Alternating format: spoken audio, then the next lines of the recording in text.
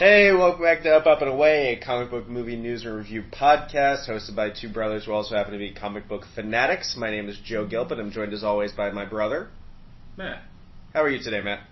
I'm good. It's a wonderful Friday. It's hot. It is hot as hell. And we are here to finally wrap up the Avengers. Phase 1 of the Marvel Cinematic Universe. I am so excited for this. This is like my favorite comic book movie. Full disclosure from the beginning. Yeah, geez, Joe. I'm going to sloppy make out with this movie in my review the whole time. I fucking love it. Every Tuesday we come with a Newsday show where we break down everything that's going on in the comic book, movie, news, TV world. And every Friday we come and we review a movie. We've been reviewing the Marvel Cinematic Universe, the Phase 1, and we are going to wrap that up today. End of the show, we'll let you guys know what we're doing next week. Matt, up to this point, thoughts on the Marvel Cinematic Universe in general? This is the biggest comic book undertaking in history. Oh yeah, no one's ever quote unquote. No one's ever dared try it. It's so. I mean, it's completely changed everything. We've had Marvel movies before, we've had DC movies before, Fox has put out some movies before, and nobody's ever put them together. Yeah, there's been little hints and nods and innuendo, but it's never been one shared livable universe where anybody can cross over at any time. You just need the right story.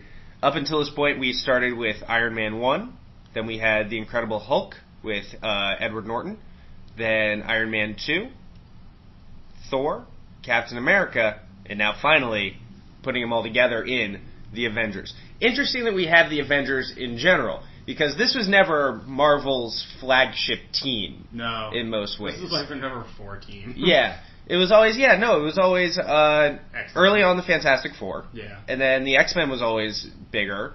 Spider-Man was always bigger, most would argue. At best, you're looking at like their 4th biggest property. It's why they got sold off. Yeah, it's why people went out and bought those. I mean, shit, we had a Blade movie before we had the Avengers. Yeah, by sold off, I mean, that's why Marvel had to sell Spider-Man and X-Men, because those were their biggest ones. Need to pay them bills. Yeah. Pay them bills! But they were able to keep this old ragtag group of heroes. And it works out perfectly because it lets you... The team is so big and so amorphous that you can do almost anything. You're not really tied to any one given story. And so, we land here after everything we've gone through. Yes. 2012's The Avengers. Yeah.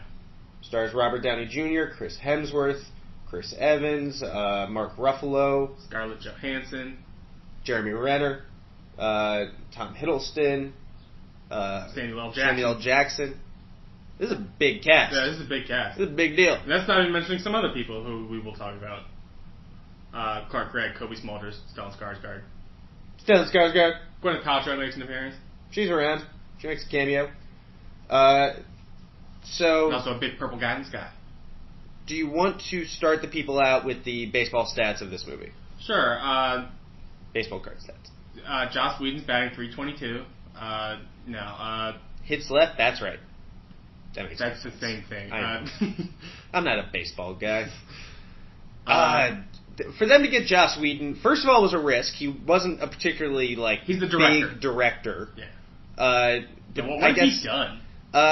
He had done Buffy the Vampire Slayer. He had done Firefly. He had done the movie Serenity. He had done. He was big in nerd community. No, he was enormous in the nerd community. Much Ado About Nothing, Angel. Boy, what else did Joss Whedon do? People are screaming at their phones right now, trying to let me remember something. But everything he's ever done is, for the most part, it's been huge quality. He wanted to do a Wonder Woman movie. Totally understand that. There's a script, there's a script out there that you can go read. Buffy the Vampire Slayer is my favorite TV show of all time, just is. And I love comic book hero stuff. So for them to make a giant blockbuster movie with the brain behind Buffy the Vampire Slayer, I understand I'm far from alone in this, but it really was like, hey Joe, we made you something. Yeah, I'm happy for you, buddy. I just wanted the Avengers. I've never seen an episode of Buffy the Vampire Slayer. It's a sweet fucking show. Alright, so yeah, it's directed and also written by Joss Whedon. Produced by Kevin Feige, as we all know. Produced The Feig! Marvel Studios, Walt Disney Studios. This movie was released on May 4th. May the 4th be with you, Joe. Shut the 2012, as you said. You're better than that. I am better than that. Am I better than that? I don't even know.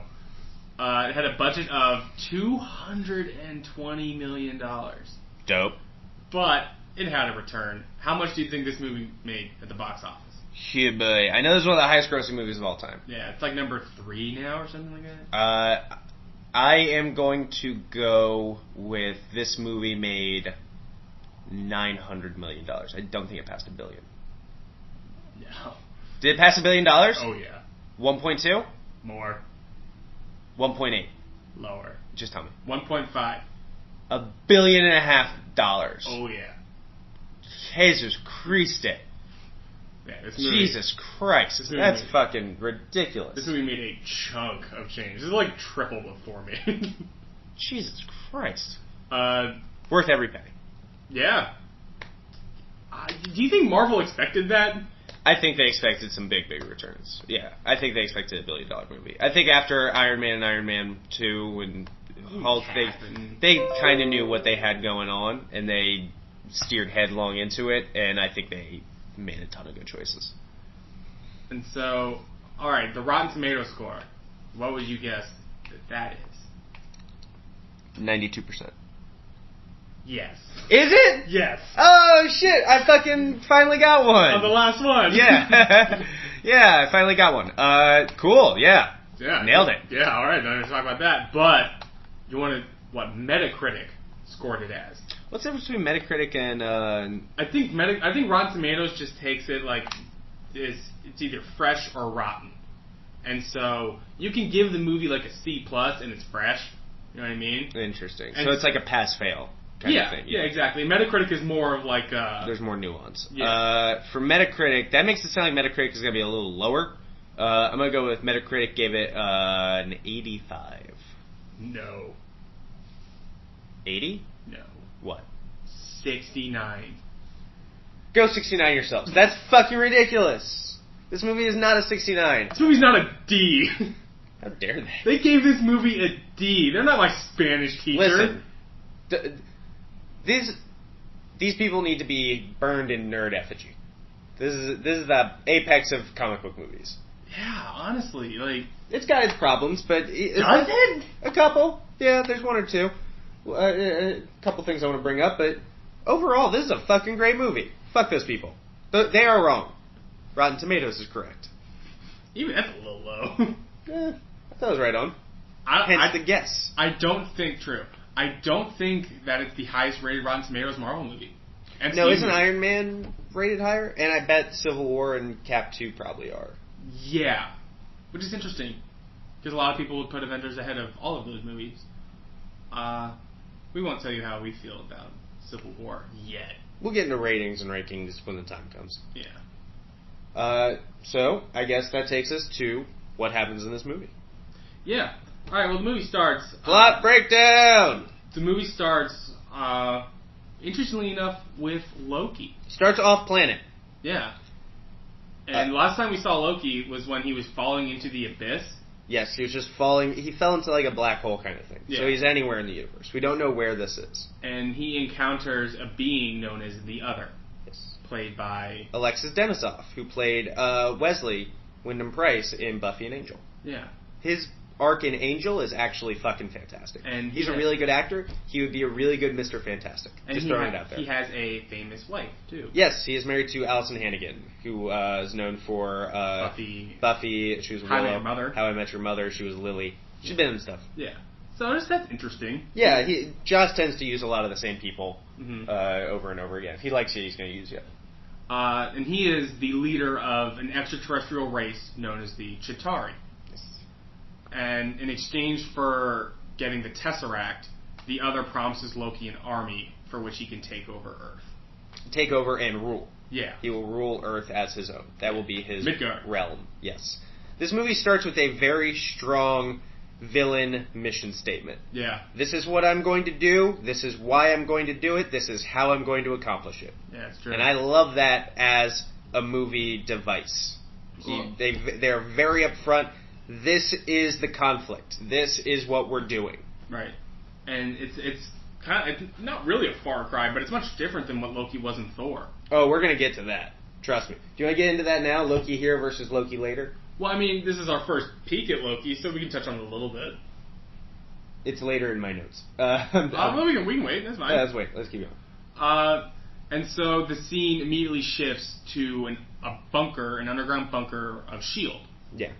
And the Tesseract has... It's like a military scientific outpost. Yeah, they are in possession of the Tesseract. Yes. And it is going haywire, basically. It is pulsating, and it is shooting off energy, and they don't know what the hell is going on with it. Fury's there, Coulson's there. We are first introduced to Agent Maria Hill. Yes. Played by Kobe Smulders, also of How I Met Your Mother. Yeah, so how about that tie-in? Yeah. Because if you need action stars, where are you going to go? How I Met Your Mother. How I Met Your Mother. They're just chock full of them there. Yeah. Jason Segel's going to be the new Bourne. No, he's not. No, he's not. Don't fool the people. You had me for a second. Yeah, and so we see Dr. Eric Selvig is also there from the first Thor movie, played by Stellan Skarsgård. And he, the Tesseract, opens a wormhole, and it allows Loki to come into the bunker. Yes. Couple of questions. Let's pause there. Yeah. First of all, at the end of Thor, we saw that Selvig was maybe being controlled by Loki. Yeah. Let's get into that here. Selvig is working as kind of a para-government agent type. He's working at least in conjunction he's got with... like a contract or something. Yeah. Is he being controlled? I think yes. But we have to think, because we're not giving any indication... Based on that post-credit scene, I'm going to say yes. There's no connection, I feel like, from there to here. In terms of... I feel like Joss Whedon just pretty much jettisoned that as a post-cred. Except for the fact that... Or maybe Loki was just meant to be, like, watching in, except he was controlling Selvig. Yeah, he made him say something. Yeah. Well, why else would that wormhole open and boom, there's Loki? So do you think he sabotaged it and he is the one who opened it from his end? Yes. Interesting. I don't openly disagree with that. Feels like maybe we could have had a line or two about that. Sure. I'm just like Loki maybe saying, like, thank you. So, yeah. Barton's there, Hawkeye, Clint Barton. He knows what's up. He pretty much guesses this extraterrestrial metaphysical event that's about to happen, and then it happens. Is that weird? No. Because he's like, oh, well, you know, this thing's a door, maybe it's opening from the other side. He takes a guess, and then that guess is immediately correct. I mean, it's a plot device. It's for storytelling purposes, and I think it's supposed to give Hawkeye maybe a little legitimacy. Yeah, and he is a spy. I feel like that's overlooked, that Hawkeye is. He's not just an archer. He is an assassin, he's a spy, he's a bad motherfucker. And I think that, who knows, he could have been studying this thing. He could have been reading up on it, or, you know, just like what it can do and how maybe the technology could work. And he knows it's otherworldly, so I think he's probably just maybe spitballing. I think it's an interesting theory that Selvig kind of sabotaged the S.H.I.E.L.D. effort. Yeah. I have no problem with that. Is it possible that he just did nothing to get in its way? Maybe Loki was looking through his eyes and keeping track, and then he did open it from the other side? That's basically what I think. Yeah. I think that, because we saw in the post-credit scene that Loki, he's basically behind him in the mirror. Yeah, he's like next to him. Yeah. And, I just think that he was controlling Selvig to work on it and to open it up in a specific place so Loki could make his entrance. Loki, when he shows up, he has a little bit different of a look. He's a little bit thinner. He's a lot more pale. He has bags under his eyes. It's obvious that he is under an immense amount of stress. Yeah. And his dialogue, I think, works a lot better here, and Thor's, than it did in the movie Thor. And I think that's because of Joss Whedon's writing. Some people are just better about getting that Thor dialogue type, the right amount of bluster and the right amount of emotion, but still keeping it tied to that old world kind of thing. Walt Simonson, for example, is always brought up as the guy who really understood the Thor voice. Right. I think Whedon does a good job of getting what Thor is supposed to be, getting across here, and how Loki is supposed to be. Because Loki is doing a lot to project himself as the rightful king of Midgard. Right. And it's in this time that Loki... is it at this point where he starts blowing people up? Well, he starts touching people with his scepter. Yes. He blows a bunch of people up. Barton gives him a decent enough fight that he realizes that Barton has ability and power, and he touches his newfound scepter to Barton's chest, turns Barton into his own brainwashed lackey. Yeah, it's mind control. Yeah. And he does that. Selvig is like that too. And there's a lot of death. Yeah, he blows up a shitload of people. Yeah. And the installation's going to blow up. Everybody that's there is going to die. Yeah. There's no chance that they didn't die. And we see that Loki and Barton and Selvig all walk out. Yeah, he also controls Selvig. Yeah. Yeah, and they walk past Maria Hill, and she's like, who's this guy? And Barton... Who's this jokester? Yeah, and she thinks Barton's fine. You know, and Barton says something. He's with us. And then... it's at this point that Nick Fury had taken the Tesseract, and Loki took it from him. Yeah. And so Fury radios into Maria Hill that Barton has turned. And so she immediately begins firing upon them, and they escape in like a Jeep Humvee type thing. And it's a really good scene. It's like Fast and Furious, but interesting. Yeah, but actually characters are doing stuff, and you care about everything that's going on. Yeah, exactly. It's like, oh, it's Hawkeye, you know. It's all about family. Yeah, thank you. Just talk to us when you're in Guardians of the Galaxy, Vin. Yeah, and then Loki blows the place up, basically. But we do see that Fury, Maria Hill, and Agent Coulson all survive. Yeah. And they give a good chase. They do their best, but they're just hopelessly outmatched. Yeah. Yeah, Loki's power is... especially with that scepter. Yeah, it's on display in this scene. And it's at this point that Fury reactivates the Avengers Initiative. Yes. His line, "We are at war." Mm-hmm. Very important for the movie. Yeah. This is how he views it. He is at war, and a war is won with soldiers. So he needs his soldiers. And the scene from there shifts to, that's when the opening things like Marvel's The Avengers, and it immediately cuts to Calcutta. No, before that, it's the Black Widow interrogation scene. I thought that was in Calcutta. Is it? Is that Calcutta? I know, maybe not. It's somewhere. Yeah. But we see Romanoff, like Natasha Romanoff, the Black Widow. Yeah, played by Scarlett Johansson. She is tied to a chair and is basically being interrogated by 3 men. 3 Russian gangster, mobster, yeah, import-export types. And they think they're pure stereotypes. They think they have her where they want her, and then she gets a call. Yes. Well, no, one of them gets a call from Agent Coulson to... Yeah. And it's a funny scene. Basically, she lets us know that she's in complete control of the situation. Yeah. Yeah. Meanwhile, while she's tied to a chair. Yeah. And then she immediately whips the shit out of all 3 of them. Yes. She breaks free. Clearly a dude in parts, by the way. Yeah. Stunt double, clearly a man. But it's good. It shows she's a good spy. She's there doing some spying, trying to get as much information as possible from these 3 dumbass mobsters. Right. She does a good job of it, and then beats the shit out of them. Yeah. And it was a funny scene. She is sent by Coulson to Calcutta. Yes. Where she is to recruit Bruce Banner. And Banner's living in some shithole. Sorry, Calcutta. And we have a big following in Calcutta. We have a lot of listeners in these slums of India. Yeah. And she tells Banner's worried that S.H.I.E.L.D. wants him for the Hulk. Yes. But she tells him that they want Bruce Banner because they want to be able to trace the Tesseract through its gamma radiation, and that there's nobody better than him. They want Jekyll, they don't need Hyde. So she says. Yes. She is shown in this scene, though, to be lying. Yes. She says some things, we're alone, turns out they're not. He shows that he's very smart. but he's also comfortable with the life that he has built. She pulled a gun on him, too. Uncomfortable though it may be. She did. Something I thought was interesting in the scene, at one point, to try to decipher her motives, he threatens hulking out.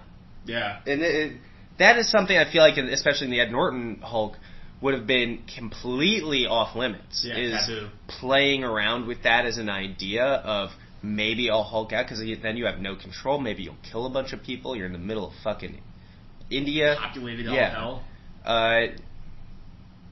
Who knows what's going to happen? So I thought that was really interesting that he took the time to threaten hulking out just to find out a little bit more information. I think it shows a lot of confidence now in his ability to control himself and his changing. And that comes back. Good observation, Joe. Air high five. And also that scene to another scene. Agent Coulson, Phil Coulson, played by Clark Gregg. Brazilian Jiu-Jitsu black belt, Clark Gregg. We love Clark Gregg on the show. Friend of the show, hopefully. In name only. Yeah. He visits Tony Stark and Pepper Potts in the new Avengers Tower, which is in downtown Manhattan. Not the Avengers Tower. Stark Tower. Oh, yeah. Oops. Get it right! We're going to get letters. Yeah, Stark Tower. And it's at this point that Coulson is very desperate. He needs Tony. And when Pepper's there, she says, "Oh, is this about the Avengers Initiative?" And Tony's like, "Oh, I thought I wasn't allowed to do that. Yeah. It's like I wasn't approved to do that. Just my suits were." I had too much ear discharge. Poor Steve Rogers. Tennessee! And so that scene, it basically plays out that Tony is able to get footage of all the other Avengers. He's able to hack him like he did to Justin Hammer. Yeah. And get his information. And is it there that... And he wants him to review Eric Selvig's research. Yes. And that's basically all they ask him to do. They're much like they asked Banner just to be a scientific voice for this. They also ask Tony to be a scientific voice for the initiative. Do you trust them that they are just going to be scientific influences? No, there's no goddamn way. Because they're not asking any other regular scientists. Yeah, for real. It's just them. They could ask Justin Hammer. Yeah. Get fucking Hammer in there. Get, what's her name? Natalie Portman's character. Oh, yeah, Dr. Jane Foster. Get Dr. Jane Foster. There's got to be people. Or at least there are analogs in whatever scientific field you need. Yeah. And also, someone who we know that Nick Fury wanted for combat. He goes and approaches Steve Rogers. Renowned scientist Steve Rogers. Captain America as played by Chris Evans. And Steve is beating the shit out of some punching bags. Yes. When we see him. He is clearly dealing with some PTSD. He is still not adjusted at all to the world around him. Yeah. Terrible boxing technique, by the way. A lot of arm punches. I know he's... Listen, when you're that powerful, you don't need good technique. He can beat your ass. Oh, 100%. But he is just kind of trying to deal with life in the only ways that he knows how. Right. And he is tasked with retrieving the Tesseract. And go get that cube. Yeah. And this goes back to Loki. We are seeing him in Stuttgart, Germany, and it's Clint Barton, who is brainwashed, Hawkeye, steals some iridium needed to stabilize the Tesseract power. And is that the same thing from Spider-Man 2? Iridium? Oh boy, I would have to go and check. It might be. That sounds about right. The Doc Ock thing? I think it is. That sounds right. Oscorp. Interesting. I need to do a little bit of research on that. Couple of things before then, though, is we actually do get the team together, and I think we need to talk about that. They all meet up on the helicarrier, and Banner is terrified. He is openly cowering around, probably just because it's a new situation, I guess. Yeah. And he doesn't want to Hulk out at an inopportune time, although what time is opportune? Tony is kind of too busy to really care what's going on. He's trying to own the room the way that he usually does. Yeah, he's being his old Stark self. But people don't really give as much of a shit. No. Nobody's really fawning over him, and I think that definitely annoys him. Especially Cap, who from the moment he meets him is just exasperated because he has no time for someone with so much style. Right. Which is funny considering, like, he was friends with his father, and his father is a big reason why Cap is who Cap is. True. Because he helped him get over the enemy lines back in World War II. We also see Agent Coulson's his big fandom for Captain America. Yeah, he's got some cards with some light foxing around the edges. Yeah, he's just a big fan of Steve Rogers, as any child growing up would be, especially those who become agents. I mean, people were inspired by Captain America. He is the person who provides them hope. And so, of course, that he would be that kind of hero. His training cards, which we saw from the first movie, which Coulson has somehow gotten. And it's at this time that they go to Stuttgart. Right, Joe? Now we're in Stuttgart. Oh, I'm sorry, Matt. I'm trying to get it right here. All right, damn. Damn. Damn. Meanwhile, and while they're doing that, Loki brutally, like a savage, just steals this dude's eyeball in order to steal this iridium. Yeah, he sticks a thing in the dude's face to take a print of his eye to be able to break into a highly guarded safe. And fucked up. Super brutal. Yeah, and Loki's like kind of laughing and smiling. Oh, I love his little look around, like his little like half smile as he's looking around at all the chaos he's causing. And while he's there, he makes once he leaves the museum or whatever, he makes all the people outside kneel before him.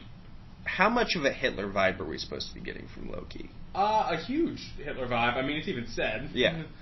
It's alluded to several times. Yeah, it's no mistake that they're in Germany for this. Well, and also we see it's at this point that an elder man stands up and basically says, like, we will never be ruled by men like you. There are no men like me. I can quote this whole fucking movie. And it's so brutal because, that older guy might have lived through the Holocaust. That was Dumb Duggan. Yeah. But you know what I mean? Like, he's like a German guy. Like, who knows what? Oh no, 100%. He's seen some fucked up shit. Yeah. And as Loki's about to just murder this old man in front of everybody, Captain America just falls down, puts his shield up, blasts it back to Loki, and gives a great line about, like, man, last time I was in Germany and saw someone standing over everybody else, we had a disagreement. Yeah. We had difference of opinion. Yeah. And Loki's like, the soldier. Yeah. Loki immediately recognizes Captain America. He's clearly been briefed on who the champions of Earth are. Yeah. Which is very interesting. Yeah. Who do you think gave him that? It would have to be the guy behind the whole thing, which, spoiler alert if you haven't seen the movie, Thanos. Yeah. How much does Thanos know about the Avengers, do you think? I think he knows enough. Maybe because he's in possession of an Infinity Gem. An Infinity Gem that allows him to see it. Maybe Red Skull when he got transported away. Yeah. Maybe. It's possible. It's true. Definitely a possibility. And then Captain America fights Loki, and with the help of Romanov, is able to subdue him. Yeah, well, also, they get also more help. Tony Stark shows up. He shows up at the absolute very end for the glory. He does very little in the fight.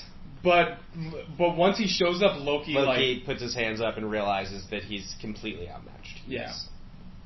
And so I'll give Tony some credit there. But it was a lot of style, and he didn't actually... There was no punches thrown. He didn't take or give a punch. He didn't fire a bullet. And I think that would play to Cap's understanding of who Stark is. It's not like he saw Stark get into a battle and have to overcome something. Sure. And I think that's significant. Sure. And they take Loki back on the plane that Romanoff was flying, and Stark and Steve are now on the plane, and with Loki in tow. And it's at this point that Air Friends 1, I call it. Yeah. At this point that a storm starts, and there's a great line where was it Stark that says, "What are you afraid of a little thunder?" Yeah, Loki's clearly a little freaked out. He's like, "What are you afraid?" Might say it. Yeah, Cap might say. "Were you afraid of a little thunder? I'm not overly fond of what follows." Yeah. And Thor, boom, lands on the plane. The back door opens. He just takes Loki and flies out. Okay, couple of things. First thing, how did Thor show up? I think they mentioned that his dad had some spells. Yeah. It was through the ravens themselves. Yeah. Interesting. We can see the ravens even. Yeah, we do see the ravens. And I guess it would be through Heimdall. Heimdall saw what was going on, knew Thor. Thor, wake up! Knows he has to go do something. He immediately grabs Loki. He doesn't try to work with the humans that are there at all. Is that consistent with the Thor that we came to know at the end of his movie? Considering what he's seen Loki do, yes. Interesting. Loki's starting to start a genocide. And Thor just feels that they can't mess around. He can't let any more of these people die. You know, Thor would just fight Loki if he didn't care about what everybody else thought. You know what I mean? It's also very emotional for him. First time he's seen his brother, he thought he might have been dead. That's also true. He wouldn't just talk to Loki at this point, like, come home, brother. Yeah. He's like, what do you guys think we should do? Yeah. It's like, no, he's coming to Asgard where he's going to face trial or just be... He's going in time out. He's been a bad boy. Yeah. Mom's going to whip his ass. Mom Rene Russo. Tony, once he's gone, Tony immediately follows him, but has no plan. Nope. His only plan is to get in there and fight them. I'm not sure that's consistent with who Tony Stark is. Tony Stark is the guy who always has a plan. He's the man with the plan. Does he? Oh, no, wait, Cap is the plan. Yeah. Cap is the man with the plan. Star-Spangled Man with the plan. Yeah. He tends to have a plan. Tony, not really. Not once he's gotten the suit. I mean, he never had a plan when he was going to fight Obadiah.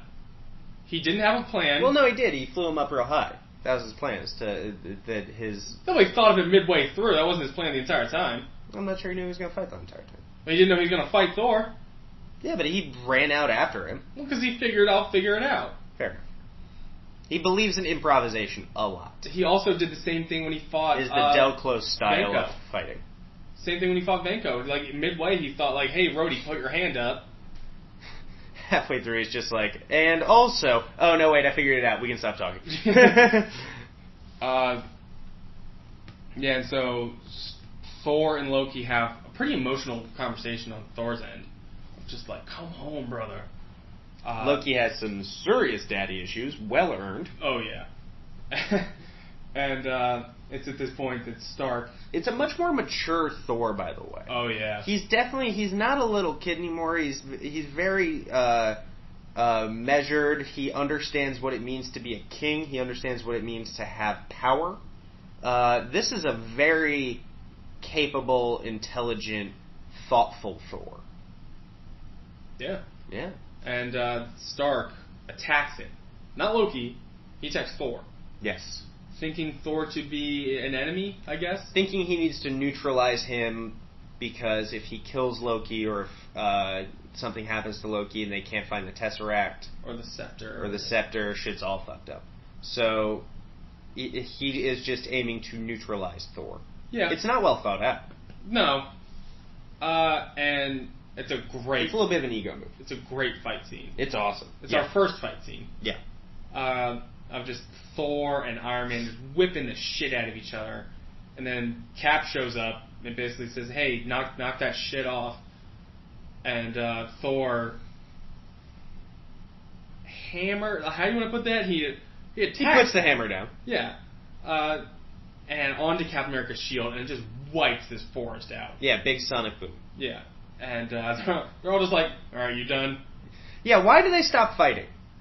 I think recognition of everybody. Just their egos are all kind of sated, that they've all gotten in a few licks, and they've all taken a few. Yeah. They're just kind of done fighting. It's that I wish there was something more about, like... Do you wish there was a winner? No, I don't necessarily wish there was a winner. I just wish there was... I guess they do a good job of just saying, like, are we done? Do you get it? Yeah. Are we done being kids about this? That kind of thing. Yeah, I think that's all it was just egos. Yeah. And they all agree to take Loki into S.H.I.E.L.D. custody onto the flying aircraft, the helicarrier. He's imprisoned in the prison that was designed for Banner. Yes. If he was going to Hulk out. impromptu. And Banner and Stark are now tasked to find the Tesseract, now that the threat has been... The most immediate threat has been taken care of, yeah. I mean, they still don't know where Barton is, they still don't know where Selvig is, but find them, probably find the Tesseract. True stuff. And it's at this point that a lot of internal problems start to arise.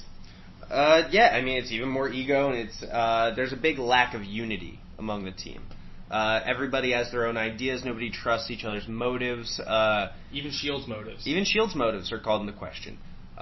Stark is hacking into S.H.I.E.L.D. Cap and Iron Man are at each other's throats. Cap's trying to find out what S.H.I.E.L.D.'s doing. He's like going where he's not supposed to go on this helicarrier.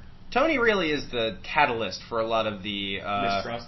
Emotional mistrust going on in the team. And I think that's interesting given that he's the one that will eventually cause so many problems in the MCU. Yeah, he's saying that everybody has secrets. Yes. And so S.H.I.E.L.D., I want to know everybody's secrets. He attunes Cap to this. Cap gets a little bit suspicious of S.H.I.E.L.D., and Cap begins investigating what's going on. While this is going on, something interesting is going on. There's a scene between Banner and Tony, where Tony actively tries to agitate Banner. Yeah, he's trying to make him Hulk out. He's trying to make him Hulk out. What the fuck are you doing? What the fuck is up with that shit? Banner is very confident that he's not going to Hulk out, and Tony is trying to figure out why that is. Yeah. And he's trying to figure out the mechanism behind that, and he's trying to push his buttons. It's the ultimate button pushing. Yeah. Do you think he just wants to study him, or like... I think it's curiosity. I think more than anything it is just curiosity that's going on. But is very misplaced curiosity that is happening. It's very dangerous. Oh, 100%. And we also see there's a scene of Loki and Romanoff. Yes. While this is going on, people are talking to Loki trying to figure out what's going on. And we know now that Loki is trying to build a portal to another world. I'm not sure the reason is yet known. No.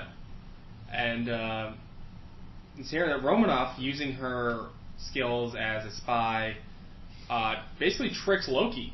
She tricks the ultimate trickster. She reverse traps him. And she basically gets him to divulge his plan. And his plan is to unleash the Hulk. Ironically, kind of the same plan that Banner had, or that Tony had. Yeah. I think Tony was just more fucking with him. Yeah, a little bit.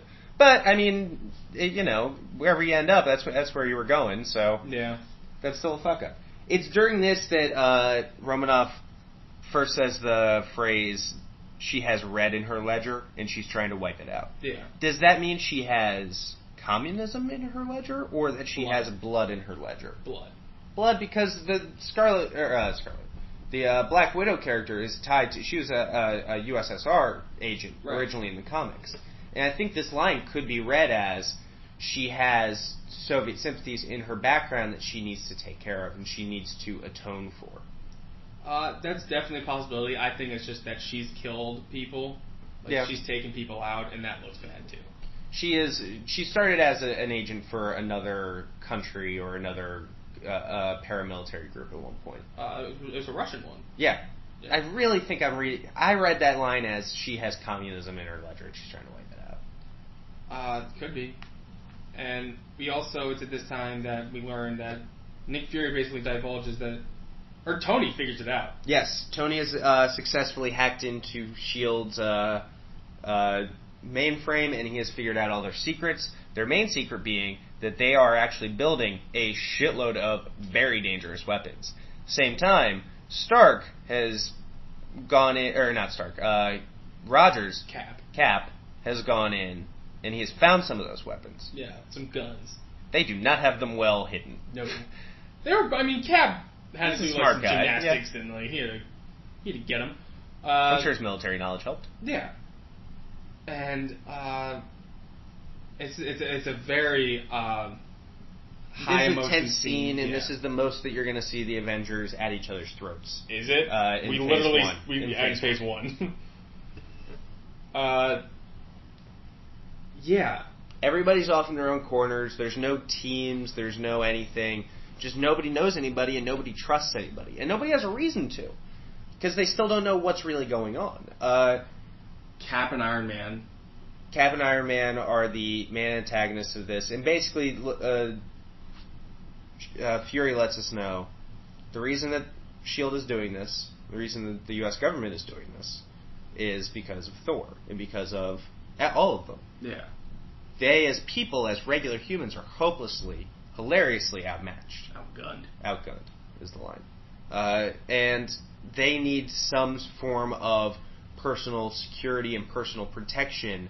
And for them to get that, they're going to try to use the Tesseract to build weapons. That's what they had the Tesseract for originally. Yeah. That's why Howard Stark got it out of the ocean. Yeah.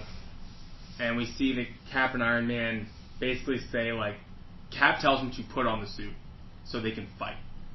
So, like, shit is about to go down. And it's at this time that Banner even picks up the scepter. Yes. Banner at this time has a monologue. He reveals a couple of things. Main thing being, he is suicidal, or at least he was suicidal. Because he couldn't see a way out. He was stuck being the Hulk. It's this massive draining thing on his soul 24 hours a day. That was actually a deleted scene in The Incredible Hulk, is him putting a gun in his mouth. Interesting.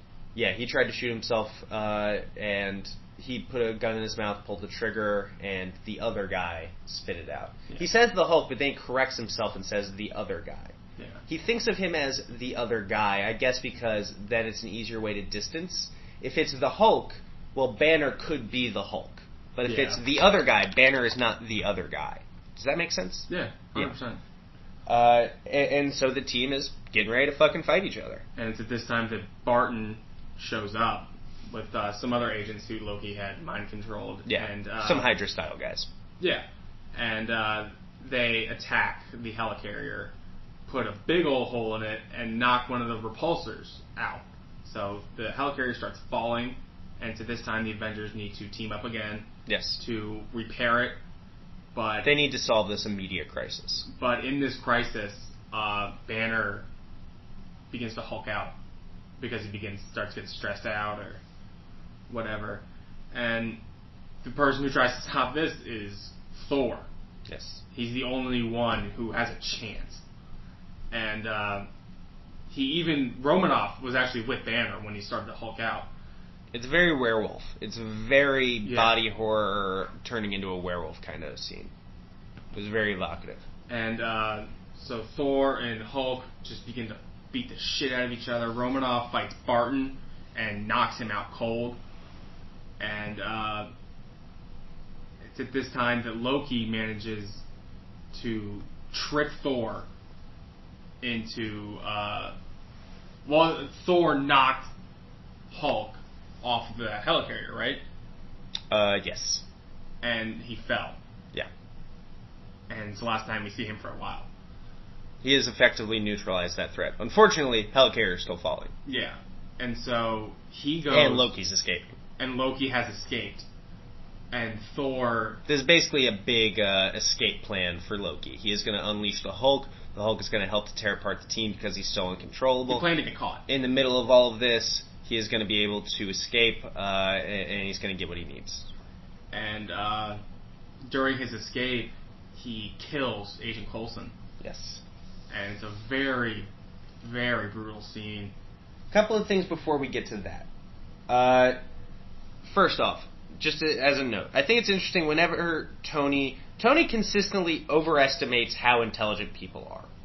Whenever things are moving really fast, Tony starts to give very precise technical instructions, and nobody's his level of genius. And I think that is a measure of ego that he's not able to communicate effectively. Like, he starts giving Cap all these, like, very technical instructions. Cap's like, this looks like it runs on electricity. Yeah, speak English, basically. Yeah. And I just thought that was interesting. How much do Captain America and Thor especially know about the Hulk? And know about each other, and know about anything that's going on? I'm sure Were they briefed? I'm sure they were briefed a little bit. I think a lot of them, especially with the Hulk... Cap was definitely briefed. But I think especially Thor is probably going into a lot of this stuff very blind. But also, look at the stuff that Thor's seen. True. So, I mean, he sees the Hulk and he's like, alright. I think it's very interesting throughout all of this. Loki wins this. Yeah. His plan works. We'll kill some people. The things that they said in the beginning of this movie that they were going to do so far have happened for Loki. Yeah. He's killing the game. He is crushing it. And he also manages to eject Thor. Yes. After tricking him into going into that little prison where they were holding Loki. Yeah, it was the same little hologram style trick that he's been doing since the beginning of Thor the movie. And he ejects Thor. Thor crashes down to Earth. Coulson has been killed. Yeah, Coulson gets stabbed. Thor has to watch impotently. Yeah. Interesting that Thor. Yeah, somebody really had no connection to him. I mean, he met him. Coulson had no connection to Thor. I mean, they met each other. Yeah, they had met, but I mean, it was still not. It's not like Tony. It wasn't like Cap. Yeah. It's not like Cap had watched him. This guy who he recognized him as a good quote unquote soldier, somebody who looked up to him. That may have also been a route to go. Yeah. But Thor watching his brother indiscriminately murder is a very effective scene. Yeah. Chris Hemsworth's very good in this. Yeah, that's true. It's very good Hemsworth. Yeah. And Loki escapes. Yeah. And the Avengers are scattered to the ashes. In the middle of this, in the middle of the helicarrier, Romanoff and Barton battle it out. They meet on like a walkway. Barton is still being mind controlled. But Black Widow is eventually able to neutralize him by bonking him on the head real hard. Yeah, and then takes his mind control out. Yeah, that wipes it. That's a problem. That's a little lazy. It's very Fonz. Just Billy clubs him. Yeah. Hey. And it's very, very somber tone. Yes. On the helicarrier. I mean, everybody's bummed the fuck out. Coulson's dead. Coulson is dead. It should be noted, Coulson, it was his choice to go in and attack Loki. He was using one of S.H.I.E.L.D.'s weapons. Yeah, one of those new Tesseract weapons. Was that the right call for him to go in and try to fight Loki? Yeah. Why? He's doing his job. He's trying to help. He's got to try and stop Loki any way he can. You don't run away from the threat. But he had to know it was suicide. You don't run away from the threat. But he had to know it was suicide. Who cares? That's your job. Are they soldiers in this moment? They're agents. Yeah. They're like FBI agents. Especially Coulson. Yeah. Yeah, Coulson's like Fury's right-hand guy. Like, he's who he sends for every mission. So the team is scattered. Black Widow is rehabilitating with Hawkeye. Hawkeye's like asleep. He's knocked out. Yeah. And we see Thor, Cap, and Tony are all very despondent. They're all very sad. They're crushed, and they are humbled. Yeah. And it's at this point that Nick Fury walks into the room and basically uses Coulson's death as motivation for the... He uses this to help motivate the team. And it's shown about a scene later when the team deploys that he lied. He exaggerated. I think exaggerated is the word. Well, what he did was he had thrown down the Captain America cards that Coulson had wanted Cap to sign earlier. Covered in Coulson's blood. Covered in blood. And he said... He had these in his pocket. He wanted you to sign them. Just trying to humanize the moment a little bit more. And to really drive it home that these are regular people that are doing their best to try to deal with threats that they have no chance of possibly coping with. And first of all, is this necessary? Yeah. Okay. Because we hear Fury. Does this make Fury a little bit less of a good guy? Because this is not a million miles away from what Odin has done. And we criticized Odin for something not too far from this. What? That's not true. I criticized Odin for taking a baby. Yeah, it was... he did kidnap an infant.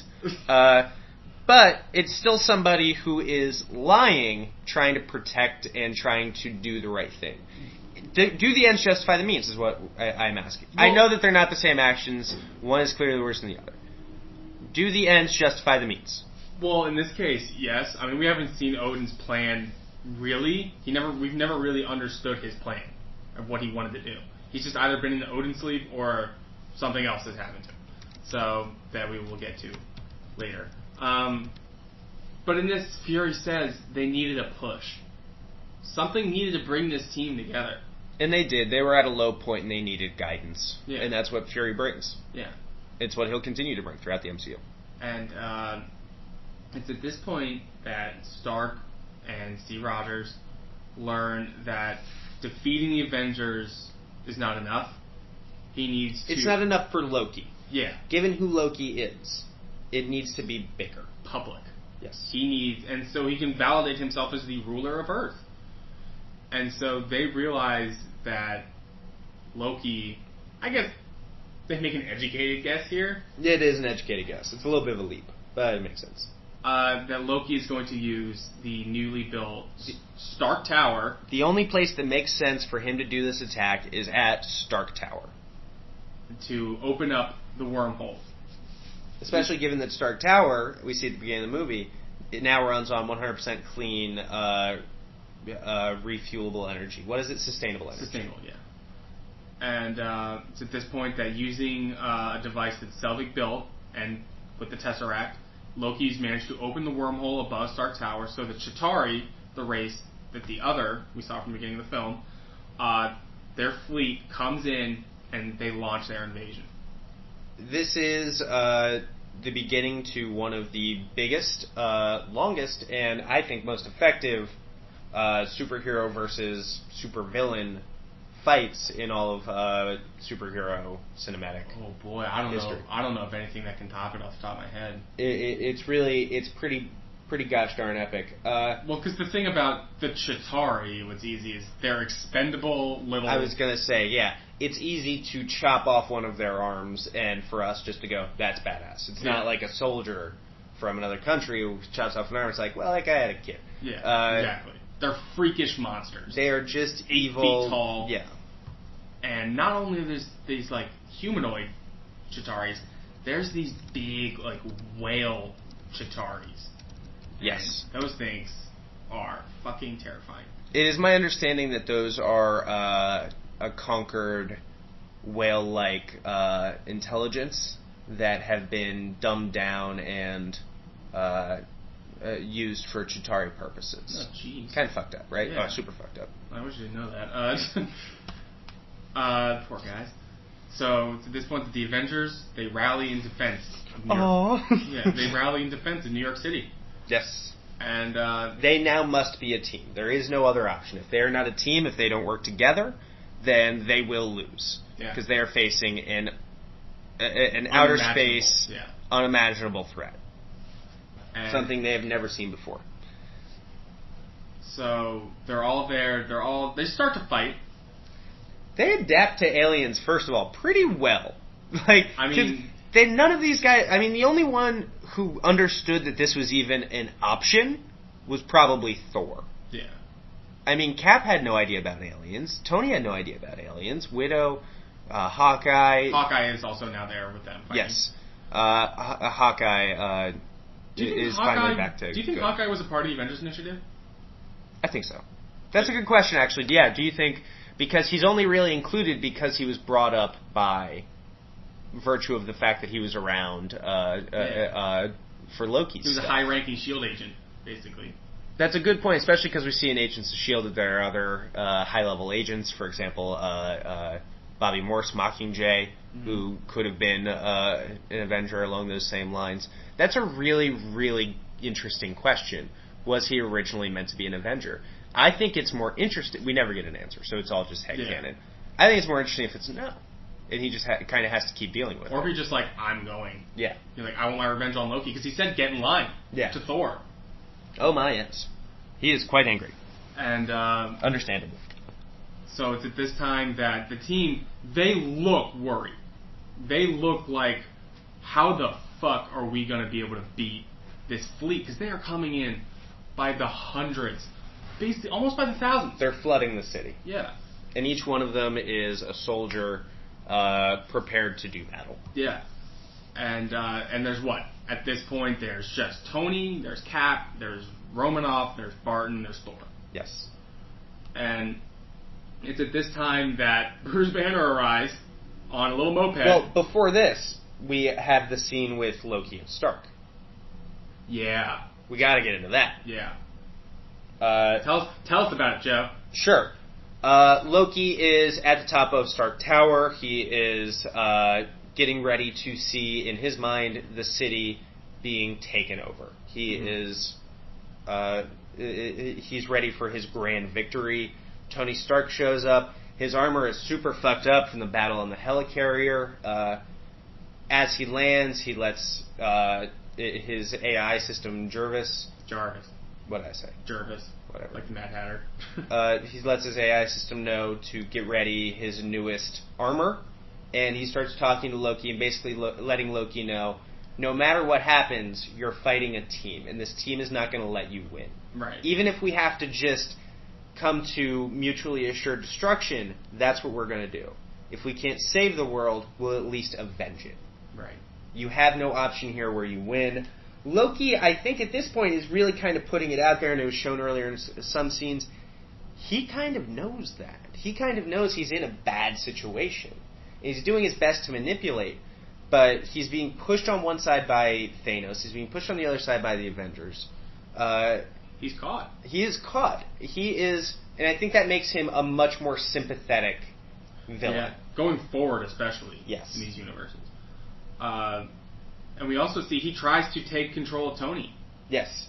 It plays into the heartlessness metaphor that he touches his scepter to Tony's heart. There's a small metallic clink, and he is not able to control Tony's heart and soul. Tony with a great quip saying, "Oh, we all have performance issues." And it is such a great little scene that plays into what Iron Man kind of was about, like Tony Stark's heart. And that was perfect. It was wonderful. It was during this that Tony has clearly finally accepted the team aspect, and he has a little bit more control of his ego. I feel like that's a word I'm saying a lot. Yeah. Well, look at all these people. But he has a line that shows his growth through the movie. At the beginning of the movie, when he met with Coulson, his name is Agent. That was his line. Yeah. His name isn't Phil, his name is Agent. It was a joke to Gwyneth Paltrow.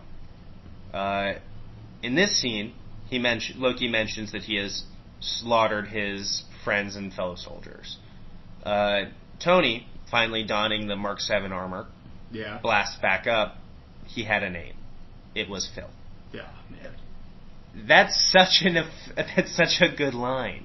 Just to show that this dude is growing, and he knows that this was a person, and he is going to avenge him. Yeah, avenge Phil. Yes. He has something to fight for. And it's because of that I think whatever Fury did is excused. Yeah. It was needed. He made Tony Stark grow. And it's at this point where the Avengers, they start whipping shit. They start trying their damnedest. We finally have an attack on a major city. In the MCU, we haven't really had an attack on a major city, have we? The highway got a little bruised up by Obadiah. That doesn't count. There was no real... The Stark Expo. I don't know. Why did I say that? The Stark Expo... Low-heart billionaire, I get it. The Stark Expo got attacked. Not the same. Not the same. And people had shown up there. There was a lot of military folks. Captain America, there was no major cities attacked. I mean, they almost were. Certainly New York was targeted by a nuclear bomb, interestingly. Interesting. Yeah, whoa. Yeah, oh yeah. You didn't pick that up? No. Oh yeah, we'll talk about that in a second. Holy shit. Holy shit. Oh yeah. And who did that? Hydra. Yeah. We're going to get around to that. Oh no, it's all in my notes. Yeah. This is the first major attack on a metropolis. When I say metropolis, I don't mean it like Superman, I just mean a major city. Yeah. That's why it's called Metropolis. And so the team is doing their best to just do a rapid response and fight as many of these guys as they can before finally coming together and trying to get together a plan. This is when Banner shows up. Yeah, he just shows up on a moped. He shows up on the dinkiest little moped, which is perfect for Banner. Of course he's not going to come in with a bang. He is not a superhero. Yeah. He turns into a super being. He is not one. Well, and the deleted scene is great that shows how Banner crashed back down to Earth. He crashed into like a warehouse, and there was like a security guard there, who I thought that would have been perfect if that was Stanley. That would have been a great place to have Stan Lee. Yeah, who was it? I forget the actor's name. Yeah, I forget the actor's name. He did a great job. He's been in everything. He was in keep going. And he basically says, like, did I hurt anybody? Banner asks if he hurt anybody. He says, No, but he scared the hell out of some pigeons. And scared the crap out of me. He's like, and it says, that's all your green naked glory. Yeah. I'm just as the Lord made me, sir. Yeah, and he gives him some clothes, and so Banner can put on some pants, and he gives him his moped. Yeah. To let Banner go. A very nice man. Do you think he was watching later like, oh, hey, cool. It's like, oh, what? And so, yeah, Banner shows up, and Tony this entire time had been saying that Banner will show up. The entire time they're fighting, they said, Banner's going to be here. Don't worry. He's coming. He's like Bart in Camp Krusty. He's a-coming. Yeah. And so he says to Cap, and all of them, just like Dr. Banner, like, now would be a good time to... let out the other guy. Yeah. Now would be a good time to get angry. Yeah. Yeah, now would be a good time to get angry. And a beautiful line, I assume written by Joss. Oh, 100%. It's just Mark Ruffalo kind of... and it's at this point that Tony had brought one of those whale things. Yes, he has lured a Chitauri whale to the team. Yeah. The Chitauri whale. It's the only one we've seen at this point. Is it? Okay. And he says, that's my secret, Cap. I'm always angry. And just... as he turns, he begins throwing a punch, and by the time the punch lands, he is the Incredible Hulk. And it's the first time we've seen that. Yeah. In any movie, in anything, is him, like, in full light. Every time we've seen the Hulk transform, it's in darkness. Well, it's also his first time changing by choice. And I want to talk about the concept of him being able to control the Hulk.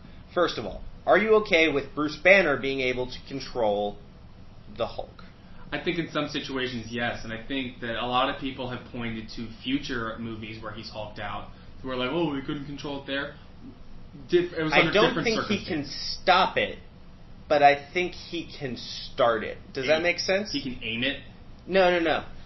Yeah, well, Avengers 2, I think, answers that. At any time, he can turn into the Hulk if he so chooses. Yeah. There are also times when he doesn't choose that he's going to turn into the Hulk. Right. So it's like having extra. Right? Hulk Super Extra. Yeah. Hulk Super Double XL. And he... but what do you think of the concept of he's always angry, but he's not always the Hulk? There's something that's off about that to me, and I'm not 100% sure what it is. It's not that off to me. I think what it just means is that he's able to control it. See, he can turn it off and on. Maybe not off. He can't turn it off, but he can turn it on. I think that's the mechanism, if I had to write it out. Right. I guess what I'm trying to say is I understand why this is a far more effective tool for the movie, and it absolutely works in this scene. Moving forward, I would love more explanation as to what that means. Why is he always angry? Does he keep himself angry? But it works here. Well, you say going forward, I mean, the next time we're going to see him is in Thor 3. And if you can listen to our podcast, we speculated about what the Hulk's role might be. And it'll be really interesting to know where is Banner. You mean the next time we see him from the day we record? The next time we see him in the MCU is Avengers 2. No, I'm saying in Phase 3 now, in Thor 3, Ragnarok. Yeah, no. I know what you're saying. I'm just making sure that... But I'm saying we talked about Thor 3 in our Newsday Tuesday episode. Tuesday. Shut up. And we've talked about what we want to see, and it's interesting, how is Banner going to be in that? Is he always angry there? Is he hulking out by choice? Are they doing stuff to him? Because he only really hulked out in Avengers 2 because he was put under like a little spell. Yeah. And so it's interesting. We haven't really seen him hulk out by choice yet. Again. True. He did in the beginning of Avengers 2, but we didn't see it. Yeah. And we don't really know what that was. Yeah, we have. If we don't see it, we can't really know what's going on. Right. From here, we get the battle. The Avengers are all Avengering out. Everybody is fighting to their greatest capabilities. Hawkeye is nailing people with arrows. Black Widow is deep in the shit. Cross fighting. She's cross fighting again. It does happen every time she cross fights. Yeah. But she's being very resourceful. I think that's what helps. Her fighting style is there's a suppleness and a fluidity to it. Yeah. And she's incredibly resourceful, using her own weapons against them. Thor is being giantly strong and throwing his hammer around, and he uses the Empire State Building as a lightning rod. Yeah, well, no, we'll get to that. Yeah, they pull back together and they plan out what they want to do. Yeah. And everybody has their own little role, and this is them as a team. Once at this point that Loki had said send them all. Yes, and we are getting a ton more Chitauri whales, 100 more soldiers. More than that, a couple hundred more. They need to attack as a unified team. And we get the 360 shot of the entire team. Everybody has their own little thing to do. Iconic. Totally iconic. And we have a shot that starts with Romanov. Yeah, she's on like one of the Chitauri little spacecraft. Yeah, she's using their stuff against them. It tracks all the way through to each of the separate Avengers, kicking total ass, doing exactly like their absolute most heroic best. Yeah. And it is the greatest shot, I think, in the MCU. And I don't just mean Phase 1. And it might be in superhero movies. It's so iconic, and it's so everything I ever wanted. I remember sitting in the theater. I saw this. I was at the Ocean. I was there for a big college wrestling tournament. Okay. And I was there with two of my teammates who were also giant nerds, and we were so excited. It was the day before my national tournament, and I saw this movie, and it felt... I've never felt that way in a movie before or since. Just really? Seeing this shot of all of them together. All of them working, all of them battling, all of them destroying the alien masses who are trying to control Earth. I've never felt that way. Boy's tearing up over here. Oh, man. I'm not. How dare you? How dare you?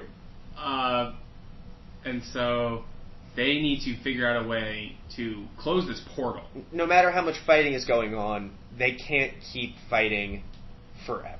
They start getting beat up a little bit. So. Well, I mean, yeah, if you beat somebody up 100 and they put in, 2 hit points, eventually that racks up. And yeah, they're getting tired and it's getting to be a little pointless.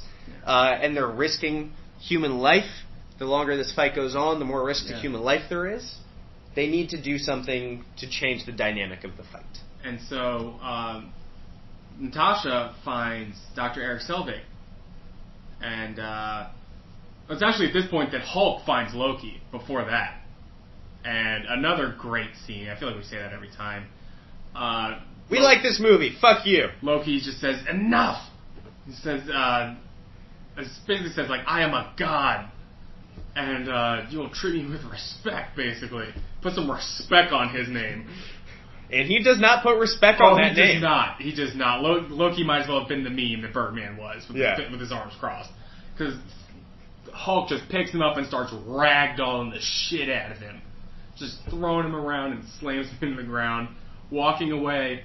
Voiced by Lou Ferrigno. Yeah. Puny God. Puny God. Puny God. And Loki... Partially deaf Lou Ferrigno. Yeah, and a lot of people make fun of his voice. He's partially deaf. And Loki just on the ground whimpering. By all accounts, Lou Ferrigno, like, literally the nicest person they've ever met. Oh, yeah. Have you seen the movie Pumping Iron, or it's like the documentary where it's like Lou Ferrigno versus Arnold Schwarzenegger in a bodybuilding contest? No. Schwarzenegger wins, even though Ferrigno maybe should have won. Schwarzenegger wins because he, like, gets in his head about, like, all the stuff that's going on. Okay. And he, like, freaks him out right before this big competition, and he goes out there and he doesn't necessarily do his best. Hmm. Yeah, weird, right? Yeah. Because most bodybuilders are, like, 5 feet tall. Right. They're little people. That's why they look so massive. It's because it's a lot of muscle over not a lot of distance. Right. Ferrigno's, like, 6'4". He's 6'6", something like that. He's huge. And he looks like that. Yeah. So he should have won, but Schwarzenegger, who's not that tall... And yes, I was going to say... We have met Arnold Schwarzenegger. We are both taller than him. I'm like 5'11", 6 foot. I'm 5'10", tops. Yeah, on a good day. Yeah. You're an NFL Combine 5'10". He's 5'8". He's got to be 5'8", right?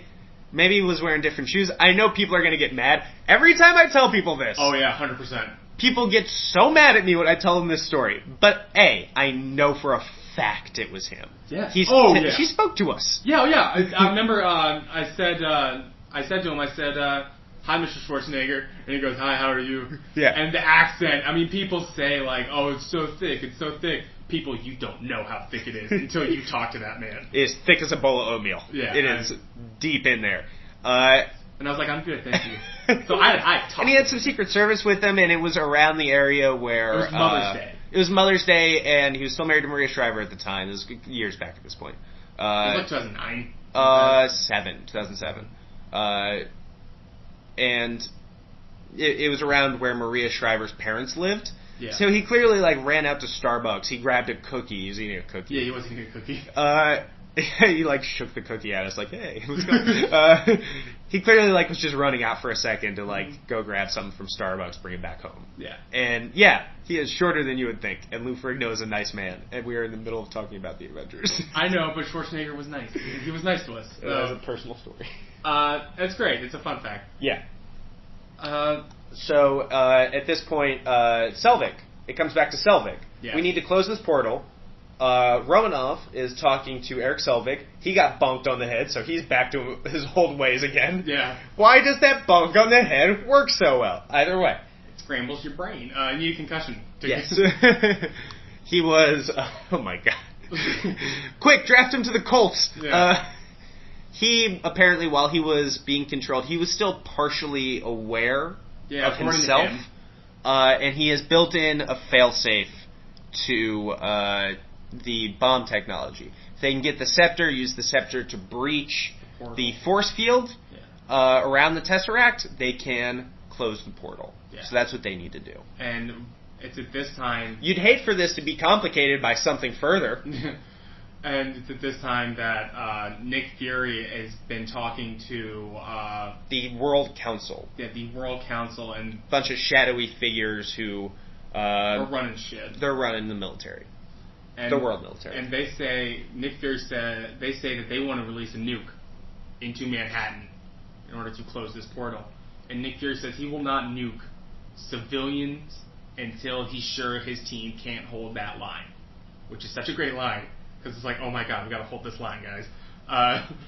And he won't do it. And he says, considering it's a stupid-ass decision... Yeah, we've made a decision. Well, considering it's a stupid-ass decision, I've decided to ignore it. Yeah. Such a Sam Jackson line. Yeah. And they override Fury, and they basically send out a nuke. Yes. And Fury tries to stop it. He runs out with a rocket launcher and shoots down a plane that is about to launch. Yeah. And then the plane that's actually carrying the nuke launches alongside of it. Yeah. Was it two planes that both had a bomb? Did he only stop one, or did he get the wrong plane? That's a really... I like to think that he just stopped one of them.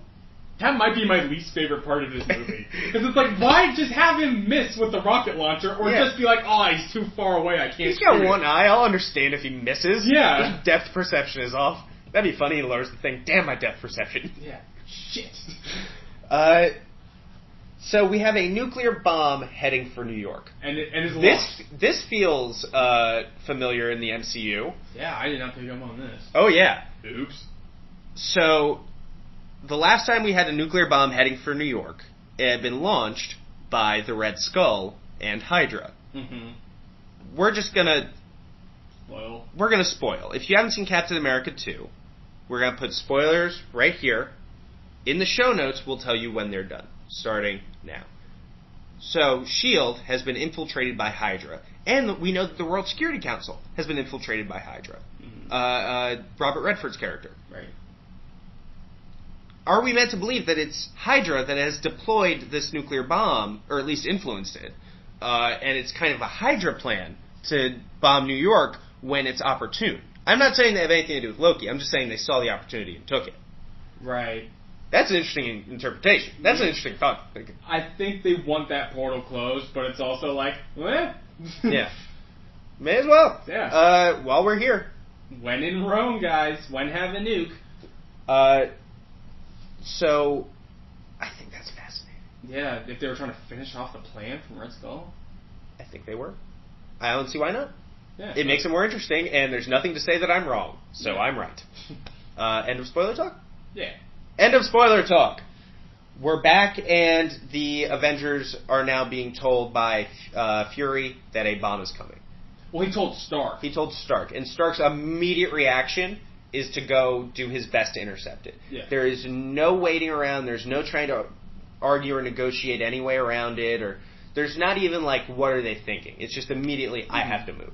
Yeah. And he goes and he intercepts the missile, and he's trying to guide it away somehow. And Romanov says, through their team speak, I can close the portal. And Cap says, do it.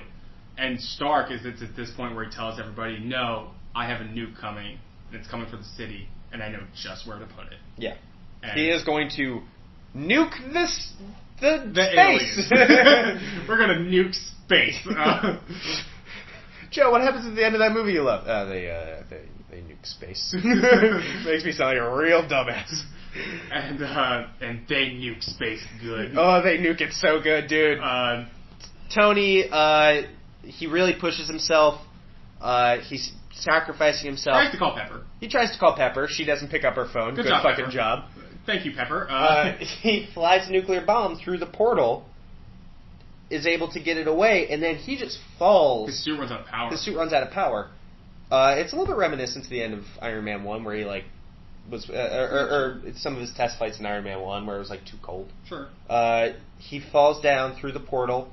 They close the portal. They don't know if he's coming back. Yeah, Cap says close it. We have to close it because we don't know if the Chitauri are going to keep coming. Because of this, they close the portal. He happens to fall through at the exact right moment, at the exact last second. Son of a gun. Son of a gun, he did it. This is a huge moment of sacrifice for Iron Man. For Tony. This is the emotional journey for him as a hero. This is a moment where he's really, truly a self-sacrificing hero in the way that Steve Rogers would define heroism. Right. Interesting. And he's falling through, but they realize that something's wrong, and that he's not stopping. And so Thor starts whipping the shit out of his hammer. He's going to go fly up and catch him. Yeah. Keep in mind, Thor can't fly. He just throws his hammer and holds on to it, and it goes with him. And it's at this point that Hulk, out of nowhere, catches Tony, and he basically falls down on his back. Yeah. Hulk does, and with Tony on his chest, and kind of just plops him down, rips off his mask, and Tony is dead. Yes, for all intents and purposes, and you can see through his heart monitor chest piece, completely dark, and we've taken that to mean it's heart, so we are only left to believe that Tony Stark has his heart has stopped. They're getting ready to hit him with lightning or perform CPR or something. Then Hulk yells real loud, and that restarts his heart, I guess, from the concussive force of his vocal cords. CPR. Yeah, he just yells at him real hard. Yeah. I'm going to try this next time I find somebody with their heart stopped. Yeah.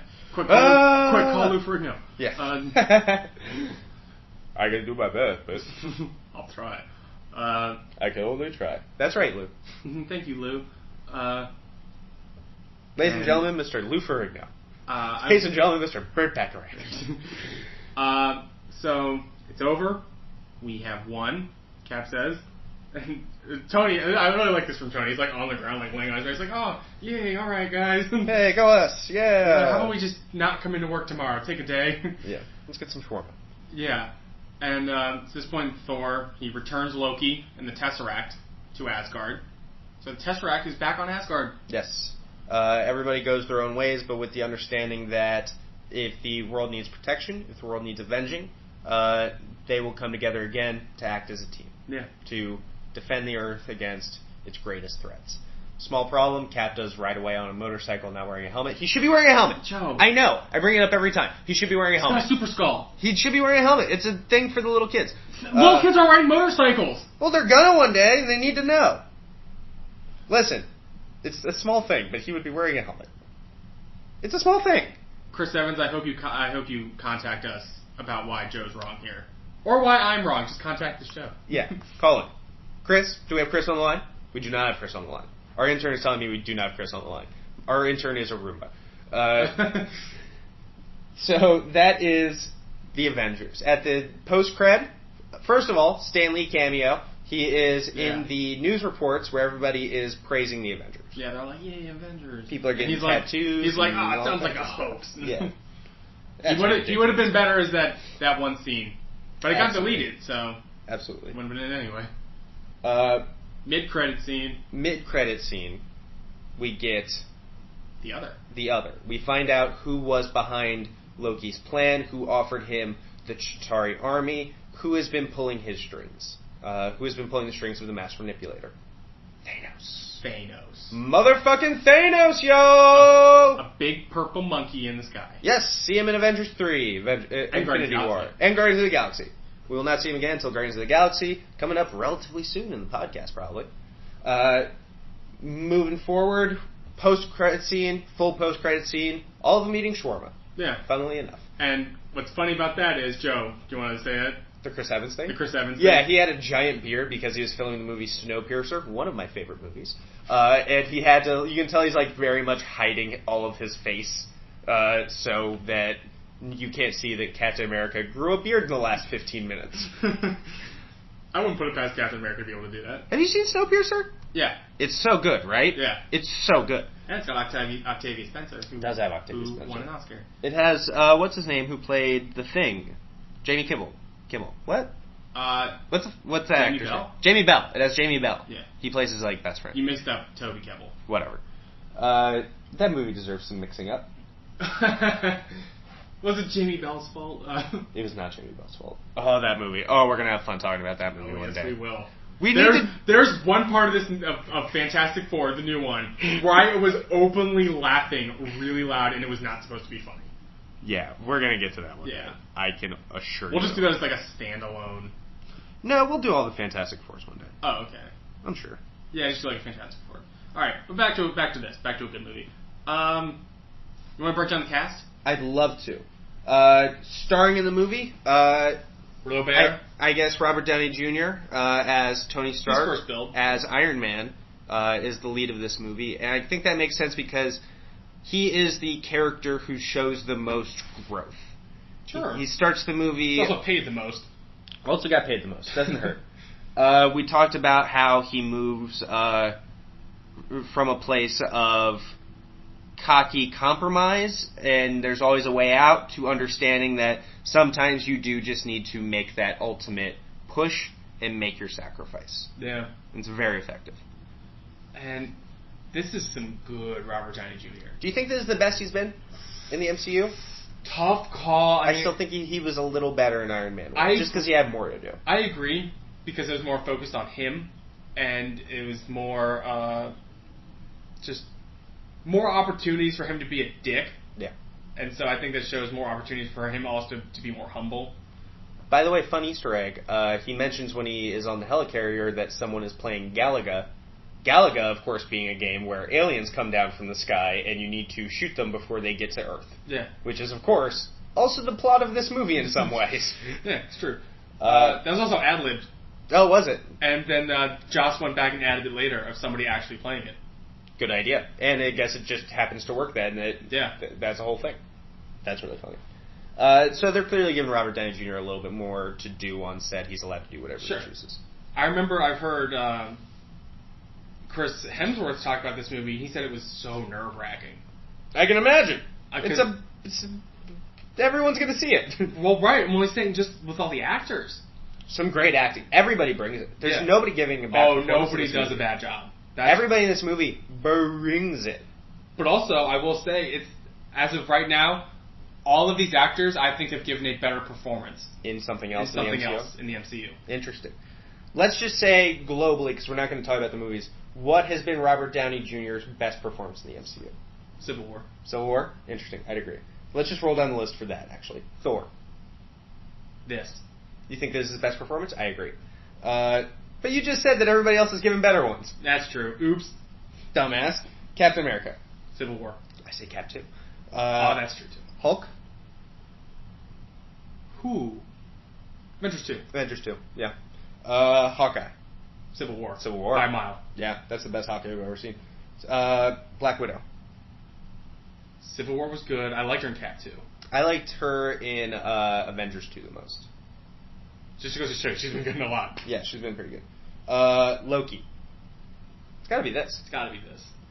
I did love him in Thor 2, though. God damn it, you were wrong about a lot of stuff, Matt. Well, he hasn't shown up in a whole lot since. Nick Fury. I mean, Cap 2. Cap 2, yeah. You are not remembering Cap 2, sir. I am not, but I love that movie. And Phil Coulson. I mean, I guess you have to say the Agents of S.H.I.E.L.D. show. Yeah, honestly. Yeah. I didn't want to say that. Doesn't really count. Chris Evans plays Steve Rogers as Captain America. He is such a good actor for such a good-looking guy. It's so good. He is the kind of backbone. He's the backbone, and he's somebody who goes from being very much alone and wanting nothing to do with responsibility, wanting nothing to do with the world. He's off in his own little world. To somebody who is leading a team that must save the world. Yeah, I mean, Cap... That is his journey. I mean, Cap went from being some scrawny little dude, you know, and then, I mean, some time passed, a couple months, maybe a year passed, and Cap won. I don't know necessarily how long that movie lasted time-wise, but then he's giving orders in World War II. Yeah. But now he's giving orders like, hey, Thor, go beat up those aliens. Yeah, for sure. And he handles it in stride. I'm really impressed with how everybody was just like, cool, aliens, yeah, got it. Yeah. Even Tony and Hawkeye and everybody was just like, yeah, man. But this movie for him is about, his journey is learning to be a part of something again. Yeah. And learning to... He's such a loner. Yeah, let people into his life again. Right. And that's an okay thing to do. This is his family now. It is. Third build, Chris Hemsworth plays Thor Odinson. Thor's role in this movie is kind of, he's not a team leader. He's not as big as Cap or as Iron Man, but it is his responsibility to right this wrong because it is a wrong brought about by Asgard. Chris Hemsworth had the biggest emotional roller coaster in this movie. I'd say so, yes. And that's why this is the best we've seen him. I agree. And it's also the best he's been written. Yeah. Just in terms of his dialogue. The throne would suit you ill. The whole scene was just stellar. And just him like pleading with Loki, like, please come home, brother. Yeah. Like, why are you doing this? And then he's like, fine, Loki, I'll whip your ass. You know, like, let's go. Yeah. I thought this was America. Yeah. I thought this was Midgard. Yeah. And his motivation is personal, but it's also, I think he feels a responsibility for Midgard. It's like, Loki, you don't deserve to rule Midgard. The throne would suit you ill. Love that line. Yeah. Bruce Banner as the Incredible Hulk. Hey, Bruce Banner. This is the movie where he... It's Ruffalo. First of all, it's Mark Ruffalo. We need to talk about that. It's Mark Ruffalo. It's no longer Edward Norton. It's Ruffalo. It's Ruffalo. We're just playing around. Is this an upgrade? Oh, yeah. Keep in mind, we love us some Edward Norton. Oh, come on. Fear? Like... Primal Fear. Birdman. Oh, yeah. Another one of our favorite movies. Yeah, no, he's incredible in so much. He's a better Bruce Banner. There's a better Bruce Banner because he's doing a different interpretation of the character, and the interpretation works better. Yeah. There's a lot more vulnerability. There is a lot more... I think he comes across as smarter. He's playing it as a little bit more of a tech science nerd type. Yeah, and I appreciate that. And his chemistry with Tony Stark is... With Robert. With Robert Downey Jr. is crazy. Yeah. And they actually mo-capped him for the Hulk. First time that's happened. Yeah. And it makes a big difference. He calls it his man-canceling suit. Yeah. Because it is really funny if you see like the behind-the-scenes photos. It's like Chris Hemsworth is Thor, and it's like it's Chris Evans like actually like in a suit, and then it's like Robert Downey Jr. wearing sweatpants, and it's Mark Ruffalo wearing a onesie. Yeah. Listen, he's doing his damn best. Hey, man, he's allowed to like eat hamburgers and stuff. Very true. Moving down the line here, we have. I don't have the cast list in front of me. Scarlett Johansson. Scarlett Johansson as the Black Widow. Her role in this movie. Do you think this is a strong performance from her? Acting wise, yes. Acting wise, yes. They didn't give her much to do. No, really, a lot of her stuff came in her relationship with Hawkeye. Hawkeye, yeah. Her character building. Yeah. Yeah, I mean, she's like, Clint, come on. Like, there's almost like some sexual chemistry almost. Yeah, kind of. And they're talking about like past missions and like what they mean to each other, basically. Budapest. Yeah, Budapest. I'd like to get a Budapest thing. You and I remember Budapest very differently. Just so much crotch fighting whenever she fights. Yeah. It's so much crotch fighting. She's just pulling guard. Yeah. Which is a fight style. So much crotch fighting. But she's shown to be very smart, and I love that the spy aspect is played up so much, and she is shown to be such a good spy. She manipulates the master manipulator. Yeah. He does call her a mewling quim, which I am amazed they got that into a movie. What does that mean, Joe? I am not going to tell you. I am amazed they got that into a PG-13 movie. Google that. Don't. It is no. You Googilians. Yeah. It is not good. But I don't think that she's ever less than because she doesn't have any powers. I also don't think she's less than at any time because she's a woman. Yeah, no, it's just she's one of the team. I wish she had something that was a little bit more... Like, when they do that 360 spin, everybody has... She just, like, is, like, reloading a gun. It's like, well, that's cool, but everybody else, like, has a bigger thing to do. Even Hawkeye, like, is pulling back his bowstring. Have to be very precise on that timing, by the way. Yeah. Otherwise, you got nothing left. I wish she had something, like, a little bit more. Well, at least they didn't just have her looking hot. True. It wasn't just her going, like... I'm sure there was a meeting where that was brought up. Next, let's finish out the Avengers list. We have Jeremy Renner as Hawkeye. He spends the majority of this movie as a bad guy, or at least working with the bad team. Right. Quote unquote. Half the movie. Yeah. So, do you think this is a good movie for him, considering he's already arguably the weakest Avenger, to then spend the whole time against the team? Do you think that helps him? I think it does, because I think it adds a little more weight to him, because it's just like, oh, it's just some guy. Well, I think it's good because it shows that he can take on this. He can be effective against all of them if he needs to be. Right. Granted, it's not them as a team, but I still think them. I still want to see more of him as a spy, and I still never feel like we get his power. That said, in this movie, we do see some of the trick arrows. Sure. His quiver, he's like moving it around and stuff, and that's great. Don't think that ever gets brought up as much again.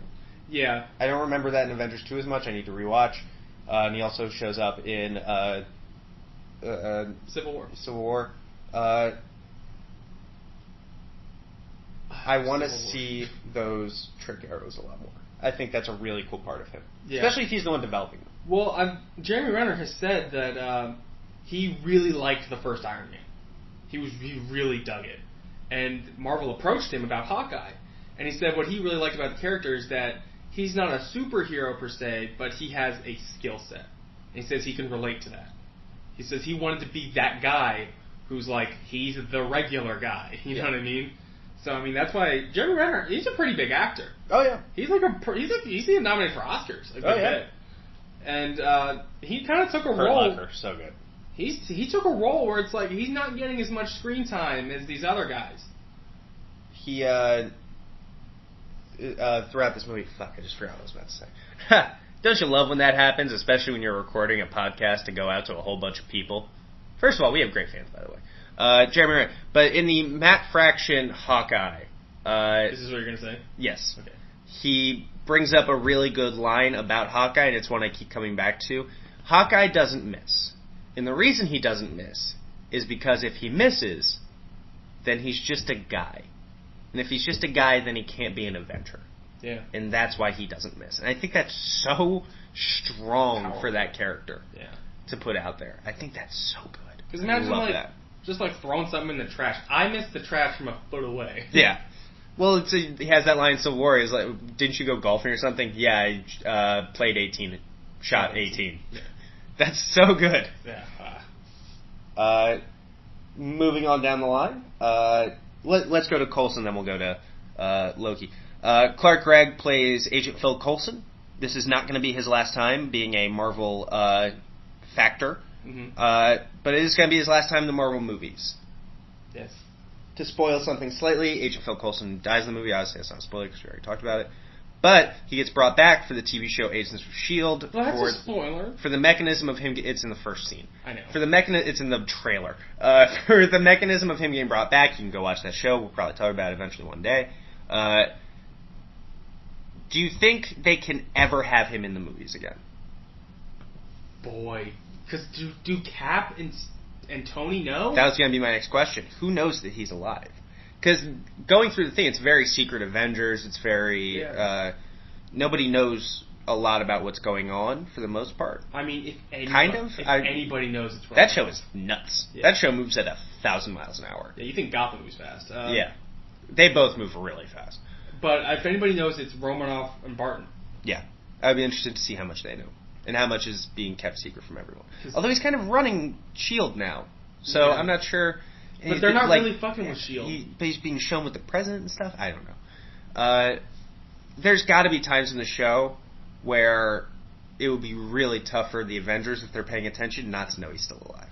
Yeah. But it's his death that brings them together, and that's a really cool thing. I mean, Tony might be really pissed. I would totally understand that. I would be really pissed.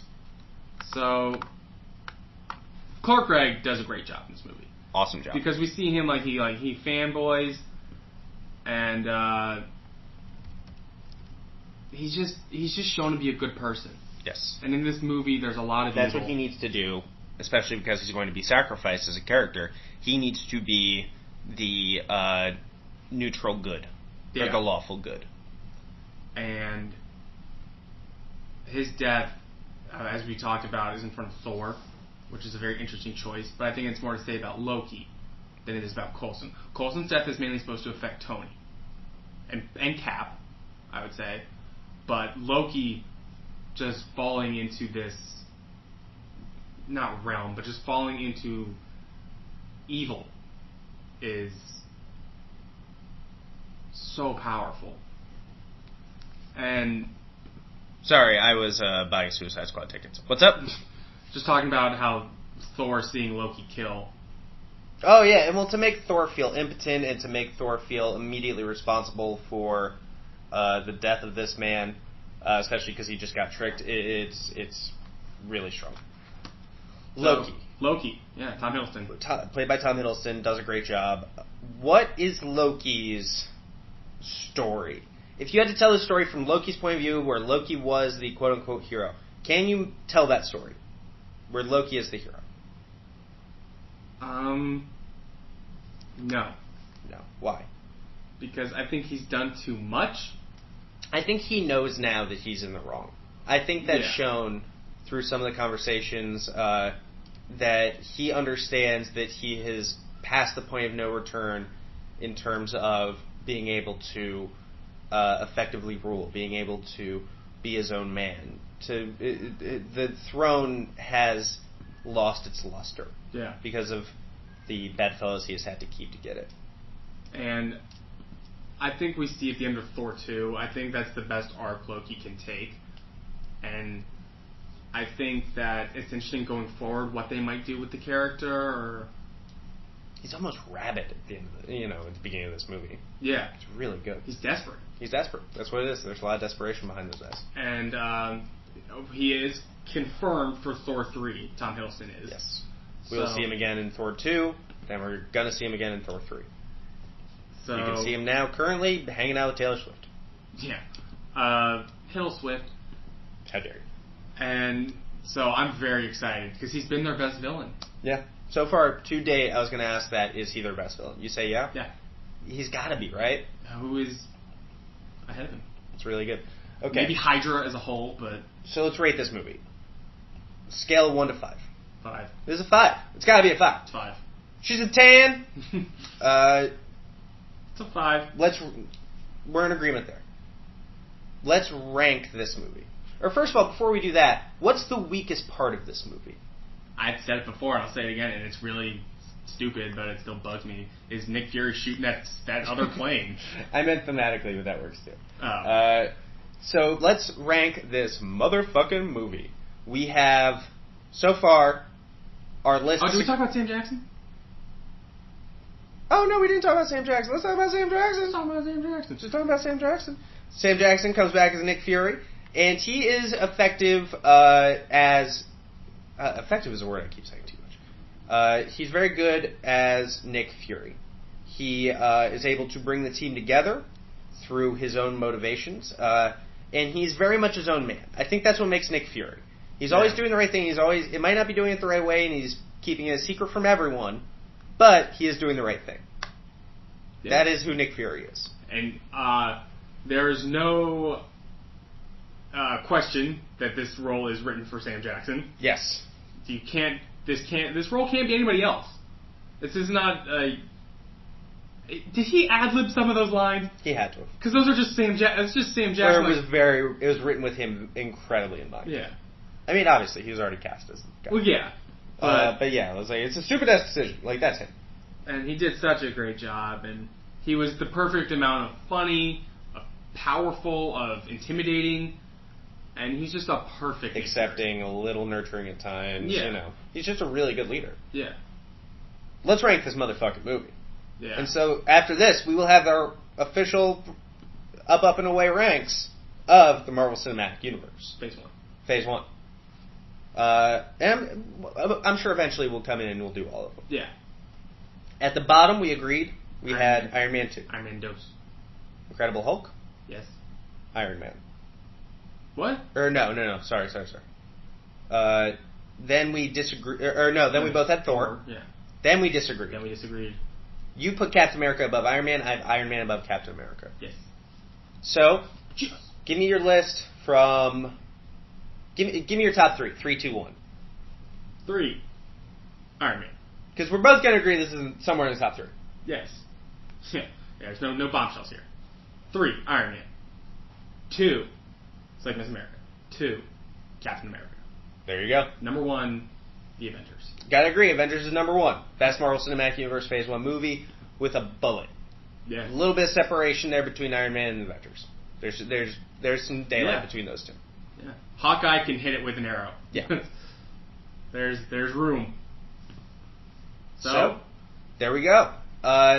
For everybody that wants to get a hold of us for the podcast, come find us on Facebook, Up and Away Show, twitter.com / Up and Away Show. Up and Away Show, Gmail, Up and Away Podcast, gmail.com, Instagram, Up and Away Podcast. We've gotten an incredible response to this podcast so far. You guys have been amazing. Please remember to rate and subscribe us. We have 5 stars on iTunes, and we love that. That's very nice of all of you. What are we going to do next, Matt? Tuesday, we have another Tuesday Newsday episode. And then Friday, we're coming at the people with... the Tim Burton 1989 Batman movie. We're going to do the Batman quadrilogy. Yeah. Batman Returns, Batman Forever, Batman and Robin. Yes, it is going to be great. Yeah. Can't wait. For everybody that's been tuning in, stay tuned for that. We'll see all you guys real soon. Trust me anyway, so whatever, I'll be up